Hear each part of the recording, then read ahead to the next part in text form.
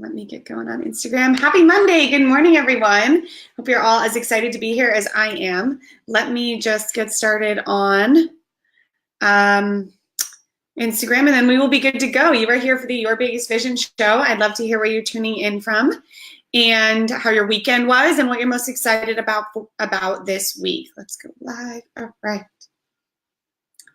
Hey, Instagram. Hey, you guys. Welcome back to this week's installment of the Your Biggest Vision show. I'm your host, Leah. I'm sorry it is a little dark here today. It is like the most overcast, rainy day ever, which is kind of a bummer for spring. But you know what? It's going to bring those flowers. I totally have a good attitude about it. Let's do it. Hey, everyone. Good morning. Let me know where you're tuning in from. Let me know what you're excited about this week, and let's get going. Welcome back to the Your Biggest Vision show. I am your host, Leah, and today we are talking about one of the most important shifts I have made in my business, but also in my life, and that is about turning opportunities, turning obstacles into opportunities. And I'm really excited to share a story that's very close to my heart about how this came to be in my own life and how it's really easy to say that we have to be grateful for things and we have to see the good in things and we have to see the opportunity. And I believe that all, but it's not the easiest thing to apply it into our day-to-day lives, especially when these obstacles seem real and they seem big and you're not quite sure how you are going to get through them. So I wanted to share a little story of how this really showed up in my life, how I really learned this lesson. This story is actually not about business at all or entrepreneurship, but I think it is what taught me how to think like this, and it has carried over into my business. Hey, you guys, so good to hear from you all. Let me know where you're tuning in from. So let's go back a little bit. A few years ago, when I first started Urban 20-something, I was in a very confused state in my life at the time. I had declined my law school acceptances. I had quit my job as a paralegal. I no longer wanted to work as a paralegal when I knew that I wasn't going to go to law school. But the problem was I had no clue what else I was going to do with my life at all, right? Like I had put all these eggs into this law firm or law school basket, so to speak. I was working as a paralegal. My then boyfriend, now fiance, was an attorney. I didn't really know how to do anything else. The only job I had had out of college was was working as a paralegal. Sorry, you guys, it's loud. Just 1 second.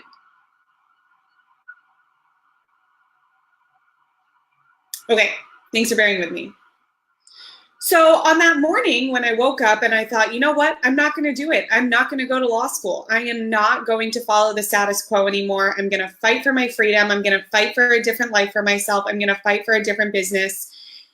I had no idea what I was going to do instead, none. But I knew I was not going to follow this path. So long story short, I quit my job. I don't know what I want to do. I decided to go travel, right? Why not? I didn't know what other kind of career path I wanted to do, so I didn't know what other type of job to get in New York. I didn't really have the money to be living in New York without a job because it's such an expensive city. Long story short, I buy a one-way ticket to Cambodia.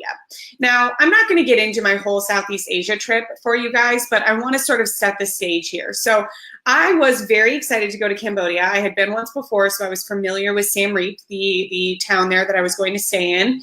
And at that point, I had literally bought a one-way ticket.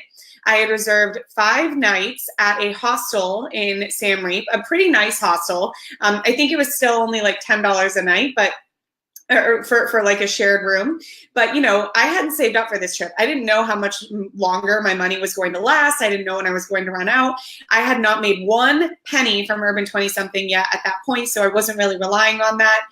But I stayed at this nice hostel, and I just sort of assumed that after a couple of days, I would get the feel for what I wanted to do there. Maybe I would make some friends, find a place to live. I have no clue what I was thinking. Long story short, it was not that smooth. I learned a lot during that time. I had a lot of scary experiences where I was staying in places I had no business staying in just because I didn't know what to do. It was crazy. The whole time, all I had was this one backpack on my back, this big backpacking backpack with all my stuff. I had no ticket home. I had no income. I was just chilling there in Southeast Asia, in Cambodia, by myself. Now, here's where I want to talk about where I started adjusting my attitude and the opportunities that came when I did. So fast forward a couple of months. I had been there for a couple months now, but I hadn't stayed in Cambodia. So I had gone from Cambodia to Laos to Vietnam to Myanmar to Thailand to Bangkok. So at this point, I'm sort of thinking, all right, you know what? I had a lot of fun in Southeast Asia. I learned a lot. Urban 20-something was making a little bit of money at that point, not much, but a little bit. But I didn't know what to do next. I didn't know if I should come back to the US and try to get a job here in New York. I didn't know if I should stay in Southeast Asia and try to make a life for myself there. I didn't know if I should try to build Urban 20-something into something even bigger than it was. At the time, I didn't understand how online businesses worked. I didn't know how to make money, so I didn't even know what that would look like. I was completely lost, completely lost. And so maybe if you're listening to this, you have been in a similar situation. Maybe you went to school for something that you thought you'd really love, got a job in it, and then hated it, and you feel lost. Or maybe you're in a job now that you don't love and you feel lost. Or maybe you've started a business, but it's not really picking up momentum, and so you're feeling a little bit lost. We've all been there when you feel like you just have no clue what's next. You don't know what to do. You don't know who to turn to. You don't really feel like anyone understands you. That's where I was in Bangkok at the time. So I decided to go to Bangkok from Myanmar because Bangkok's a very easy place to be in Southeast Asia in comparison to some of the other places. It's definitely the most westernized. It's quite developed. There's Wi-Fi, a lot of places, really good Wi-Fi. A lot of people speak English there. It's not all that expensive. It's just an easy place to live, especially in comparison to where I was in Myanmar, where no one spoke English and, no one really, there was not Wi-Fi. You were just kind of on your own, hoping that everything was going to be fine. It wasn't scary or dangerous, but being a girl traveling by myself, I felt kind of like a fish out of water. So I wanted to go to Bangkok and sort of get my feet on the ground and feel a bit grounded. So I check into this hostel in Bangkok, and I have all this optimism that things are going to work out for me there. I'm like, this is the city. I love that city. And I just thought Urban 20-something's going to take off. I could tell you guys this story another time, but it was when I tried to do my very first webinar and just how catastrophic it was. But I was really in this good frame of mind. I worked myself up to be in a positive place, and I just thought, I can do it. Here's where things are going to start taking off. My website's going to start taking off. I'm going to start making money. I'm going to decide if I want to stay here, if I want to go back to New York. If I go back to New York, I'm going to get a good job. I just decided things were going to be easy. But of course, things were not easy. So I do this webinar. I try really, really hard to make this work, and it's a total flop. I eventually, in this hostel, they run out of rooms. The only rooms that they have are one of 12 people. So it would be me and 12 other people, which when you've been traveling for that long, you don't really want to be around all that many other people. You want your alone time. You want your space. So I wanted to be in my own room, but they were running out of space. I also was running out of money. I think the one bedrooms at this hostel were $25 a night, which was a lot for me at the time. I had not saved up money, and I didn't have that much money. So I was clueless, you guys. I can't even say enough how much I had no idea what to do next, and how I just felt paralyzed, and nothing was working out, and I had tried all these different things and they weren't paying off, and things were my fault. So ask yourself right now if you've ever felt any of those things, or even if you're feeling some of those things now. If things aren't working out quite the way you want them to, are you thinking in the back of your mind, this is because of something I did or didn't do? This is my fault. Maybe I don't deserve to have these goals that I'm working toward happen. Maybe I should just be grateful for what I have instead of wanting to work for more. If any of this resonates with you, let me know what sounds familiar, and let me know how you feel, because I can relate to it too. So I'm like, okay, I'm going to give this one last go to try to figure out what in the daylights I need to do with my life to start a new chapter, because I was so lost.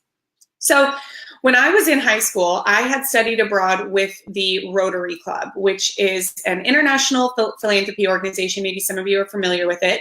They do a lot of volunteer work. They do a lot of donating, and they also do exchanges. And there's a lot of Rotary clubs in Bangkok. So I decided, that's what I did. I decided to look up the Rotary. Haven't been to a Rotary meeting in years and years. But I decided that I'm going to look it up and see if there's one that speaks English in Bangkok. Sure enough, there is. I think it was like on Wednesdays at noon, there is a Rotary meeting at a hotel in Bangkok. So I decide to go to this meeting and see if this would maybe give me some direction in my life. And I am on the train from this hostel that I'm like about to be kicked out of because they don't have any room for me anymore, going to this meeting. And I'm listening to one of these YouTube audios. I'll put it in the show notes or something here because I still listen to it this day, you guys. And it's like a power thought audio. And it was just saying how, you know, it was like a pep talk in my ear. They were just saying, you're in the right place at the right time. Things are always working out for you. Believe in yourself. Don't give up. Do the work. Make things happen. Be better than other people that quit. And so I like go into this in that frame of mind. And that's when I start accepting what this whole podcast episode is about, which is that's when I start saying, you know what, whatever obstacles are in front of me right now, and there were many, are opportunities. All of them are opportunities. And to be honest, I had that mindset like most of the time I was in Southeast Asia. The reason I had to get myself back to it was because I felt like all these obstacles that I wanted to be opportunities were just not becoming opportunities. You know, I was trying to meet new people. I was trying to get my website off the ground. I was trying to figure out where I could work in Southeast Asia or where I could work in New York, and just nothing was seeming to come together. It was so mixed and matched. And at this point in Bangkok, it had kind of felt like a low, like just everything was working against me. So anyway, I get off the train to go to this Rotary meeting, and I'm in like the best frame of mind ever. I'm totally back to my most optimistic self, where I just know things are working out for me. Things are always working out for me. I believed in myself. I've always believed in myself. That's why I decided not to go to law school. That's why I started a website. That's why I quit my job, because I believed in myself. And I just really channeled that, you know, more than like I had in months. I go to this meeting and I end up sitting next to a woman who spoke English. And when I told her I was from New York, she let me know that her and her family, her Thai family, had lived in New York for a couple of years when her kids were younger, because she works for a Thai bank and they have a branch here in New York. And so she had been relocated here in New York for a couple of years, some years ago.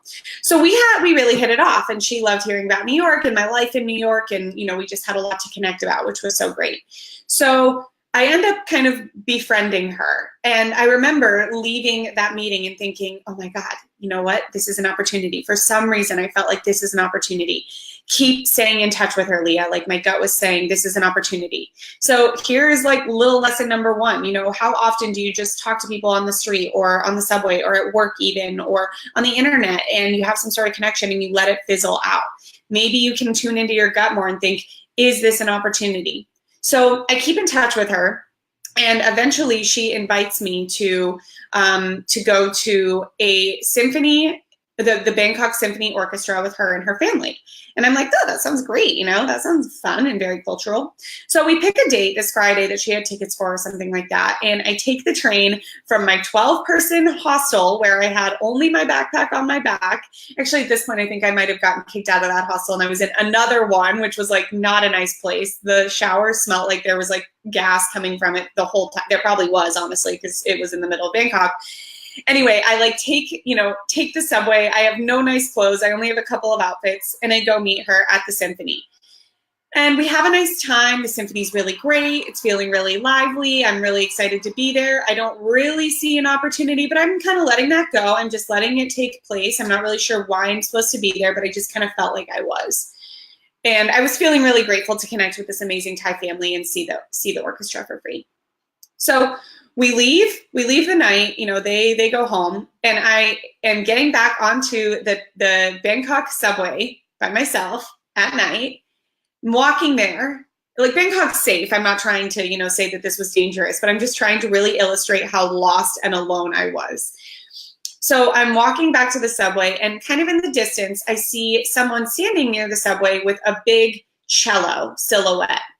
And I'm like, oh my God, that must have been one of the cellists from the orchestra that I just saw. So I decide, because again, I'm in this opportunity versus obstacle mindset, you know, how often do we not say things to people?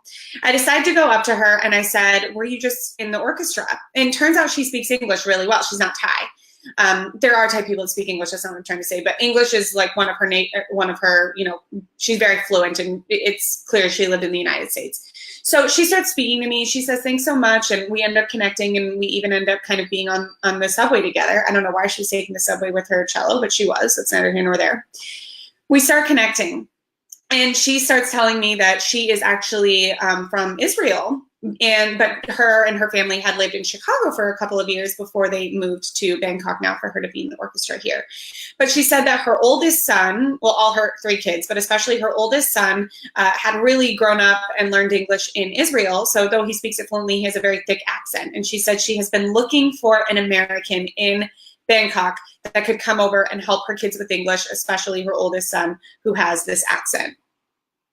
What are the chances of this happening? Really? I mean, there I am, an American in Bangkok with like no clue what's going on. And this very sweet woman, kind of takes me under her wing. And she says, why don't you come teach my kids English? And she said she would pay me sort of a tutor rate. That would be the equivalent to the tutor rate in the US, which in Bangkok is like a ton of money.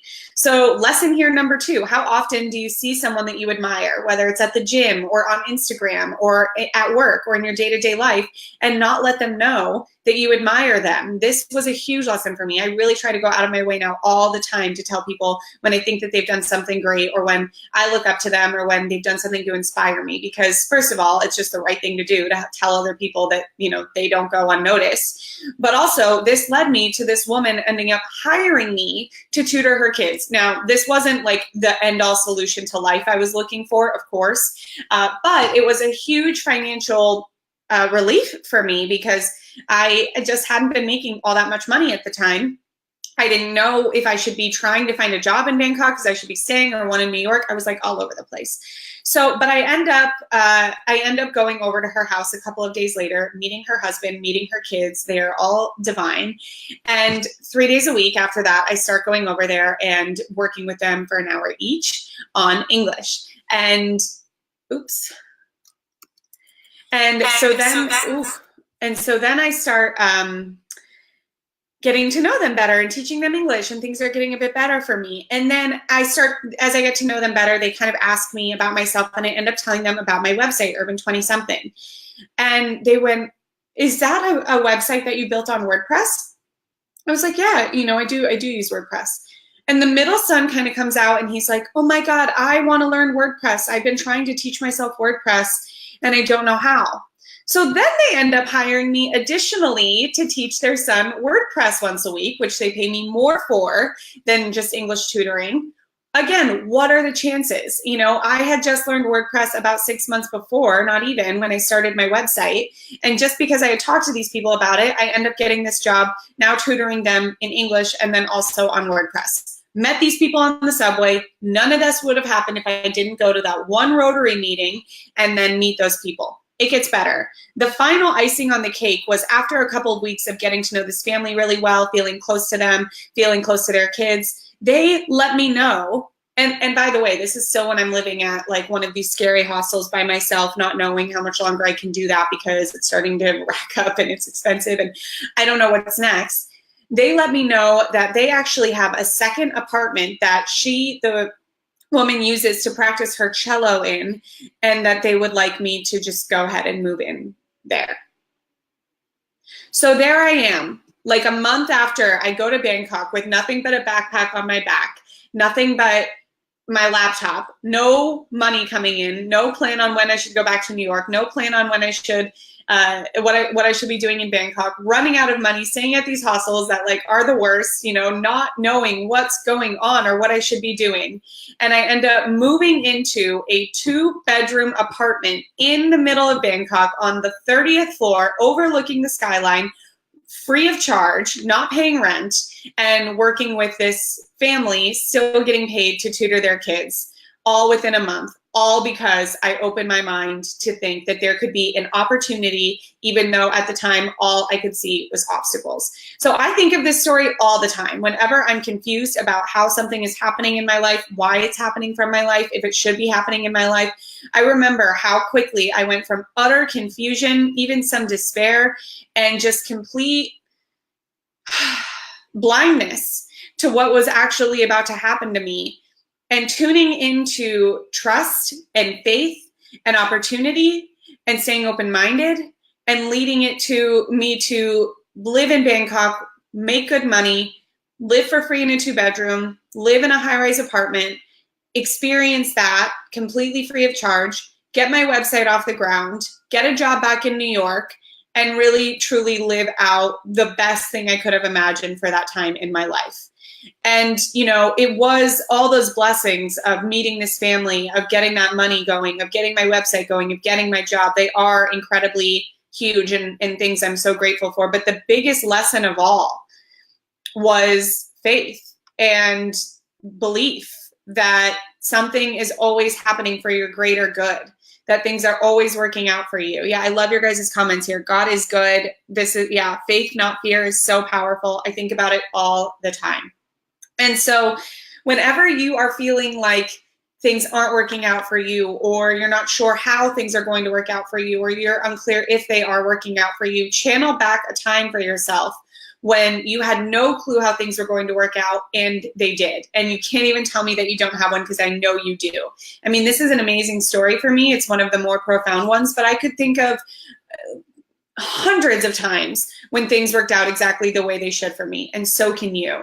So I hope that my story reminds you that even when you are feeling like things aren't working out, or that you're at, you know, the lowest of the low, especially for those of you that feel like you've given up something or you've taken a risk and it hasn't paid off, because that's what happens. That's what I see happen a lot. And that's what happened to me. You know, I felt like I did take the risk. I did say no to law school. I did have the courage to quit my job. I did have the courage to see what else is out there. And I just felt like I was almost a fool to some point, because I thought, well, this isn't working out for me, you know. And other people have secure jobs. They have stable incomes. They have, you know, a stable life. They went to law school so that they didn't have to deal with feeling completely lost like this. And I thought maybe they were right. Like maybe I was foolish in my thinking, and that I just thought I was deserving of more than I was, and I should have just been grateful for what I have.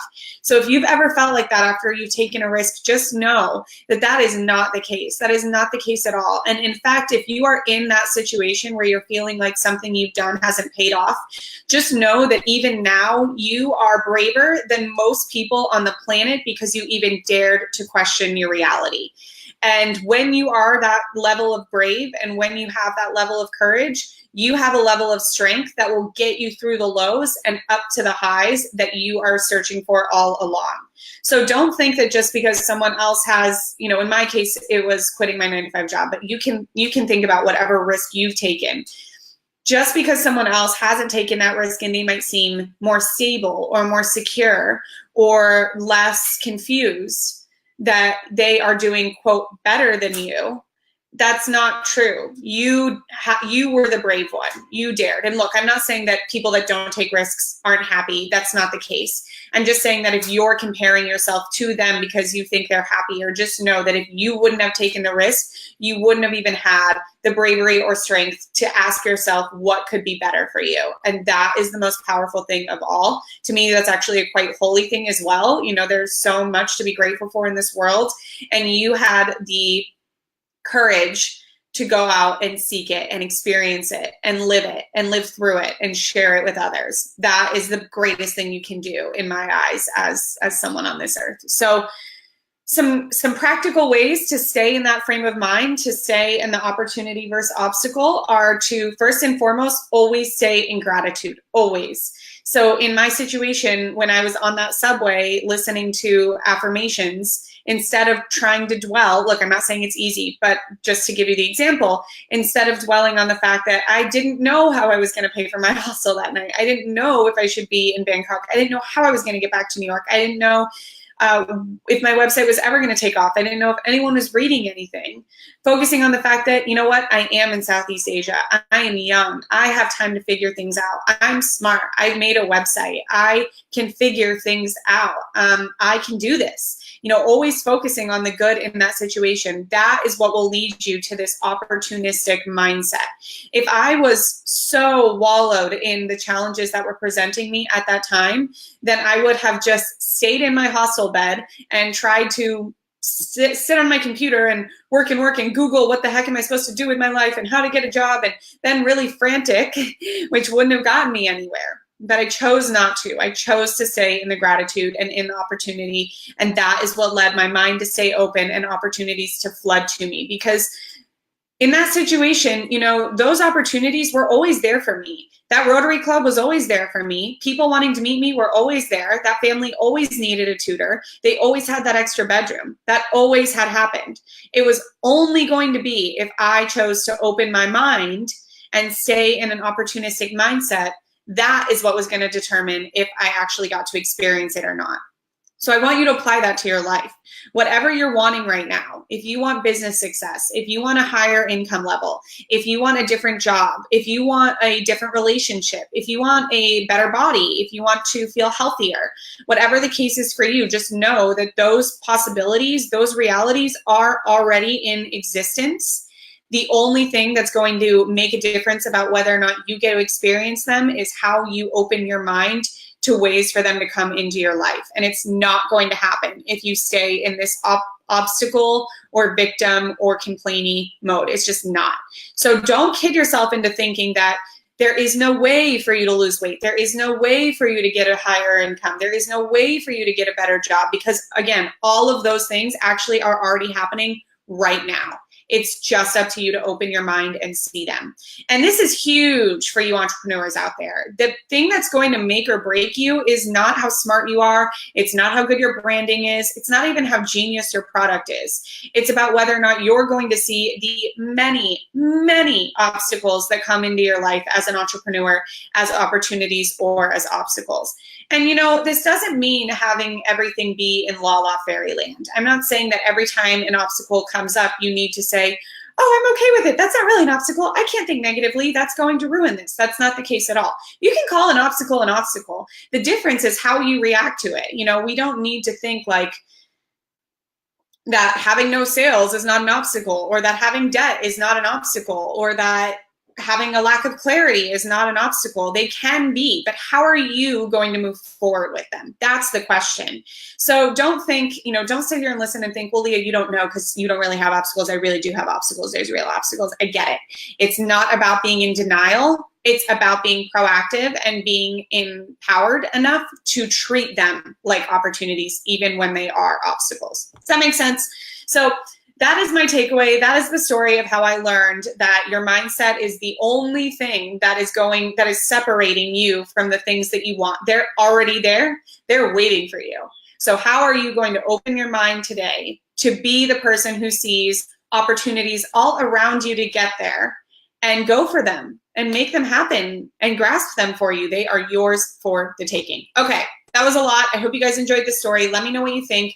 If you have any questions, let me know below, whether it's now or after. And in the show notes, I will put that YouTube video in there. And I also have a case study that I'm going to share in the show notes. And this is also in my Instagram bio, and I'll put it below the Facebook page as well. And it's just sort of a little case study of when my business really did start to take off and really did start to make the money that I needed, instead of me just wondering how it was going to happen. Okay, thank you for your question. What are your daily affirmation examples? So I think it varies depending on what I'm working on or what I'm really working toward in life. But some of the things I do regularly are just make sure that I write down 10 things I'm grateful for every morning. And one of the things I have really enjoyed doing that is to physically feel the gratitude for each thing you write down. You know, so sometimes I feel like we can write gratitude lists and it doesn't actually help because we can kind of treat it like it's just a to-do, you know, it's just like, okay, I wrote down one thing, two things, like whatever. So I would write down one and then really soak it in and really think like, okay, today, you know, I'm writing down that I'm grateful for my parents. Really think like, and the way you can think about it is all five of your senses. You know, how can all five of your senses feel that thing you're grateful for? So that's something that's really helpful. And then on my desk, you can see right now, I'll show you on Instagram, but I always have 3 Post-it notes that I cycle through every couple of months as I'm working toward a new goal. So for a long time, it said, I make $10,000 a month or more each month. And then I did that. And so now I replaced it with a higher income goal. And so one is always an income. The other is more just about like belief and gratitude. So for a long time, it was, she believed she could, so she did. I love that affirmation. And now it's expect miracles. And so, you know, finding the affirmations that make the most sense to you. I definitely always recommend starting the day with gratitude. I don't think you can ever go wrong doing that in whatever way makes the most sense for you. And then another thing I find really helpful is at the end of the day to make a list of all the things I accomplished and that I'm proud of that I had done that day, because I find that if I don't, then I sort of feel never done. You know, do you ever like lay your head on the pillow and just think, I have so much more to do. I have so much more to do. I have so much more to do. If you sort of write a list of things that you have already done that day, you go to bed with a sense of accomplishment. You go to bed really proud of everything you've done, and you're kind of ready to take on the next things the next day. So I hope that's helpful. Those are some of mine. Someone else asked a question, how to overcome negative self-talk. You just can't stop. Thank you so much for your question. So that's definitely a big one. I don't know if I could answer the whole thing in one, and you know, maybe I'll do another episode on that. I do these every Monday morning at 10 a.m. Thank you guys so much for tuning in live. So I appreciate your suggestion, but for negative self-talk, I love audios. I love like the YouTube videos that have a lot of really power thoughts. My favorite ones are by Louise Hay. I love her voice. It's so soothing and it just really resonates with me. So I would download one of those that you like and then listen to it in the morning, that just really talks about your self-worth and how capable you are, and, you know, why you're safe in the place that you're at, and how you are responsible for every good thing in your life. Until you get to a place where you really believe it. And I also would recommend using the suggestion I just gave, which is at the end of the day, writing everything you did that day so you can see how capable you are. And then the other thing that I would recommend is, you know, thinking about a desire that you have. I did this a lot when I was starting out, and I have my mastermind clients do it often. Thinking about a goal you're really working toward. Maybe that's starting a business or a new income goal or quitting your 9-to-5 job. And write down all the reasons why you deserve to make it happen. And if you want to be really proactive, I would write it down every time a negative thought pops up. So you can just kind of like have a pen and paper on hand, and every time during the day, if something goes through your head that says, you know, you're not smart enough for this, or you don't have enough money to do this, or you're not as good as so-and-so who did this, actively write down something else. Write down the opposite. Like, even if you want to write down your negative thought and cross it out, just so you have the feeling of eliminating it from your mind, and then replacing it with one that's helpful, that's contrary, and that is supportive to you. I hope those help. Louise Hay, yeah, Louise Hay. She started Hay House, which is a big publishing company. She was very into personal development, and I love her audios.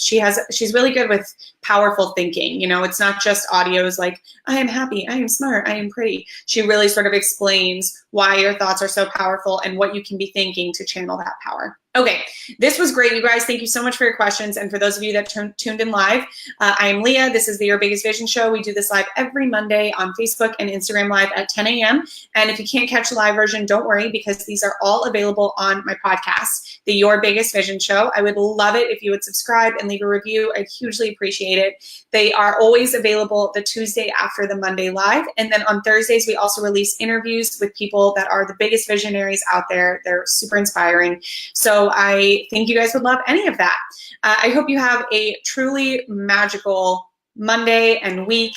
Today, in the beginning of the day, I did an hour of yoga at my yoga studio when I got up, and my whole intention that whole time was to get myself into a miracle-minded thought process, and I totally am. And so that's what I wish for you too, is to just expect miracles, know that they're happening, and be excited to experience them. All right, everyone, have an awesome day, and here's to your biggest vision.